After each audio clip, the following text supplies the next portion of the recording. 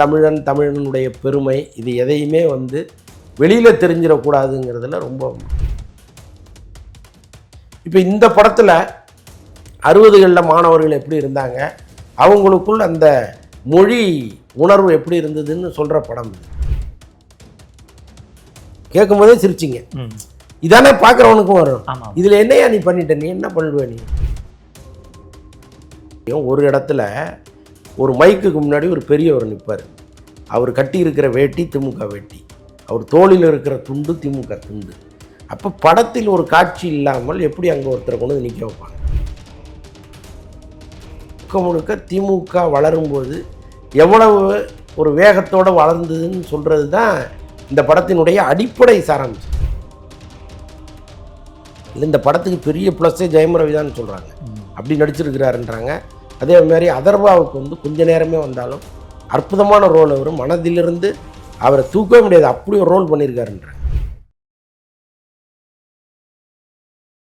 Coffee கடை நேயர்களுக்கு வணக்கம். இன்று நம்மோடு இணைந்திருப்பவர் மூத்த பத்திரிகையாளர் திரு அந்தணன் அவர்கள். வணக்கம் சார். வணக்கம். பராசக்தியில் 27 கட்டு, ஆனால் அதில் ஒரு கெட்ட வார்த்தை இல்லை, ஒரு ஆபாச வார்த்தை இல்லை.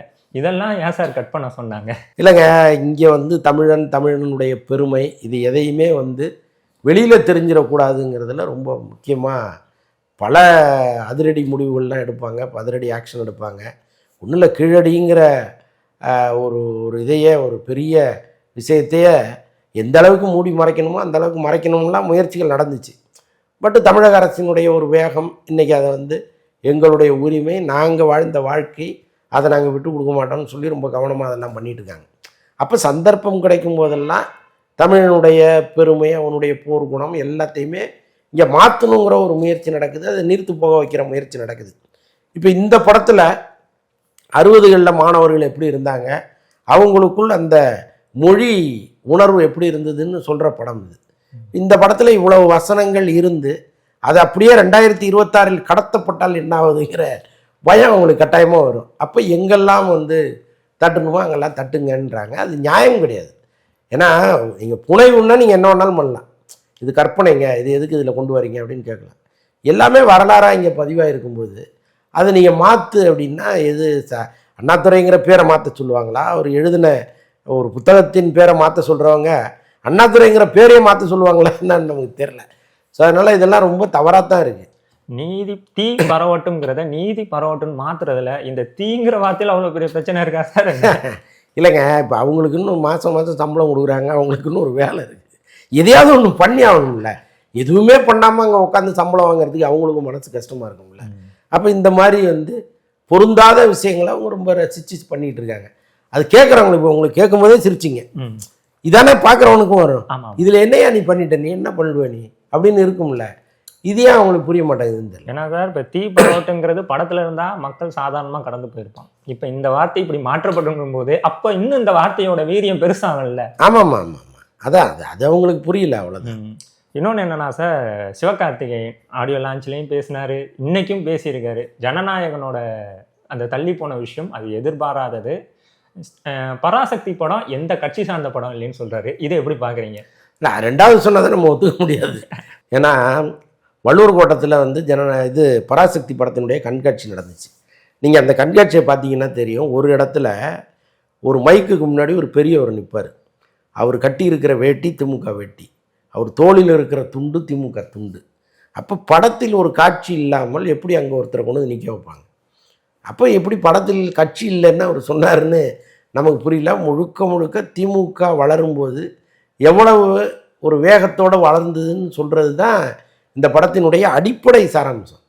ஸோ அதை அவர் இல்லைன்னு சொல்கிறது, நமக்கு ஒரு முத்திரையை இவங்க குத்திட்டாங்கன்னா என்ன பண்ணுறதுங்கிற பயத்தின் காரணமாக தான் சொல்கிறாரு. அதை நம்ம புரிஞ்சுக்கிட்டு அப்படியே மெல்ல கடந்துருவோம், அவ்வளோதானே. மெல்ல கடந்து தான் போகணும். ஆமாம். இன்னொன்று சார், இந்த படத்துக்குமே சென்சார் சர்டிஃபிகேட்டு நீங்கள் மதியம் தான் வந்துச்சு, அதுக்கப்புறம் தான் ஓப்பன் பண்ணாங்க. அப்படிங்கிறபோது இதுக்கும் இவ்வளோ ஒரு தள்ளி போடுறதுக்கான காரணம் என்ன சார்? சென்சார் போர்டு அதான் இந்த மாதிரி படங்கள் வந்துடக்கூடாதுன்னு அவங்க நினைக்கிறாங்க. இப்போது நீங்கள் எல்லா மாநிலத்தை விட தமிழ்நாட்டில் இந்த மொழி உணர்வும் இன உணர்வும் கொஞ்சம் ஜாஸ்தியாக இருக்குது. இது வடக்குக்கு எப்போவுமே ஒரு வழியாகவே இருக்குது. அவங்க முடிஞ்ச அளவுக்கு இதை நிறவ முயற்சி பண்ணுறாங்க. அங்கேருந்து பல பேரை கொண்டு இங்கே இறக்கி அவங்களுக்கு ரேஷன் கார்டு கொடுத்து அவங்களுக்கு ஓட்டுரிமை கொடுத்து அவங்கள இங்கே வாழ வச்சு அப்படின்னு இந்த நிறவுதல் இருக்குல்ல, அதை வந்து ரொம்ப அப்படியே மைனூட்டாக அவங்க பண்ணிகிட்டு இருக்காங்க. அப்படி இருக்கும்போது இது வந்து நாங்கள் ஏற்றுக்க மாட்டோம்னு வெளிப்படையாக சொல்லாமல் இங்கிருப்பவர்களுக்கு ஒரு உணர்வை தூண்டி விட்டோம்னா போதும்னு நினச்சி தான் இது போன்ற படங்கள் இங்கே வருது.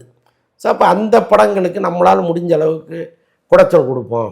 கடைசி நேரம் வரைக்கும் இழுக்கும்போது என்ன கட்டு கேட்டாலும் கொடுத்துருவியா, ஆர்கியூ பண்ணிகிட்டு இருக்காத, நமக்கு படம் வந்தாகணும் அப்படிங்கிற ஒரு நிலைமைக்கு கொண்டு வந்து இந்த சர்டிஃபிகேட்டை கொடுக்குறது இருக்குல்ல.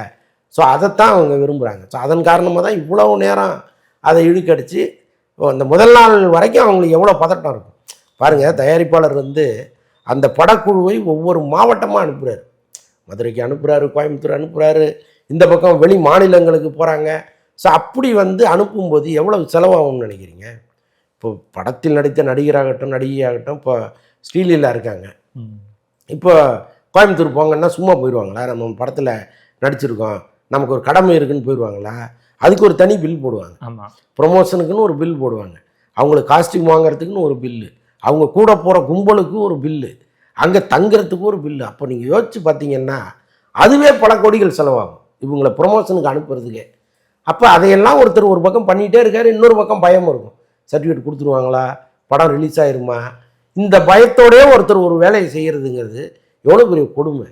அதை வந்து ரொம்ப ஒரு 4 செவத்துக்குள்ளே உட்காந்துட்டு ஒரு ஆஃபீஸர் அல்லது ஆஃபீஸருக்கு அடுத்த நிலையில் இருப்பவர், ஒரு கிளர்க்கு அந்தஸ்தில் உள்ளவர் இவ்வளோ பெரிய பதட்டத்தை ஒரு பெரிய குழுவுக்கே ஏற்படுத்துகிறாரு அப்படின்னா அதுதான் அதிகாரம். ஸோ இந்த அதிகாரத்தின் கையில் சிக்கிக்கிட்டு அல்லது அந்த பற்சக்கரங்களுக்கு நடுவில் சிக்கிக்கிட்டு இந்த சினிமா போடுற பாடு இருக்குல்ல, இதுக்கு விமோச்சனமே கிடையாதாங்கிற அளவுக்கு இருக்குது. ஒரு புறம் ஜனநாயகனை அந்த கஷ்டத்தை எவ்வளோ பதட்டத்தோடு பார்க்குறோமோ அதே அளவுக்கு பதட்டத்தோடு தான் நான் பராசக்தியும் பார்த்தேன்.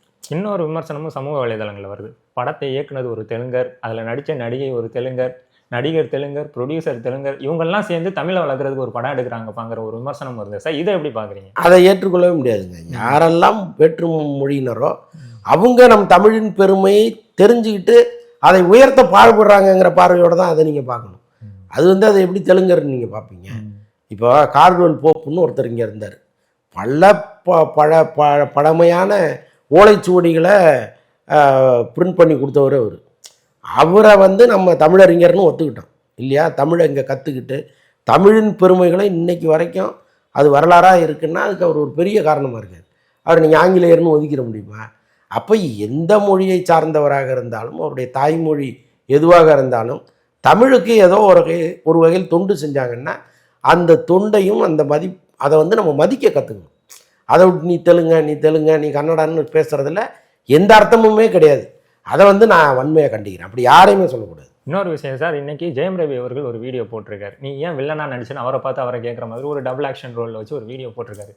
இன்னும் ஜெயம் ரவிக்கு ஒரு இன்செக்யூரிட்டியான ஃபீல் இருக்கோ, நான் ஒரு வில்லனா பண்ணிட்டோமோ அப்படிங்கிறது. ஏன்னா மக்கள்கிட்ட ப்ரொஜெக்ட் பண்ணுறாரு, நான் இந்த படம் மட்டும் தான் வில்லனா நடிக்கிற மாதிரி ஒன்று ப்ரொஜெக்ட் பண்ண. ஆனால் அவருக்கு தெரியல அதுதான் ப்ளஸ்ன்னு. ஒரு விஜய் சேதுபதியை பல தோல்விகளுக்கு பிறகு நின்னாருன்னா ஒரு மாஸ்டர் படத்தில் வில்லனா நடித்தது தான். அதற்கப்புறம் இந்தியா முழுக்க பல படங்களில் பல்வேறு மொழி படங்களில் ஒரு வில்லனாக நடித்தார், ஹீரோவாக நடித்தார், கேரக்டர் ரோலில் நடித்தார். அவர் நான் ஹீரோவாக மட்டும்தான் நடிப்பேன்னு இருந்திருந்தா இந்நேரம் காண போயிருப்பார், இண்டஸ்ட்ரியிலே இருந்திருக்க மாட்டார். அன்னைக்கு அவர் துணிச்சலாக எடுத்த ஒரு முடிவு தான் இன்னைக்கு வரைக்கும் அவரை சஸ்டெயின் பண்ணி வச்சிருக்கு. அப்போ இந்த விஜய் சேதுபதியை ஒரு முன்னுதாரணமாக எடுத்துக்கிட்டு அதை பாசிட்டிவாக கடந்து தான் ஜெயம் ரவி போகணுமே தவிர இன்னமும் மனதிற்குள் போட்டு குறுகுறுன்னு நாம் போய் சிவகார்த்திகேயன் இல்லைனா நடிக்கிறதா அப்படின்லாம் நினச்சிட்டு இருந்தாருன்னா அது ரொம்ப கஷ்டம்.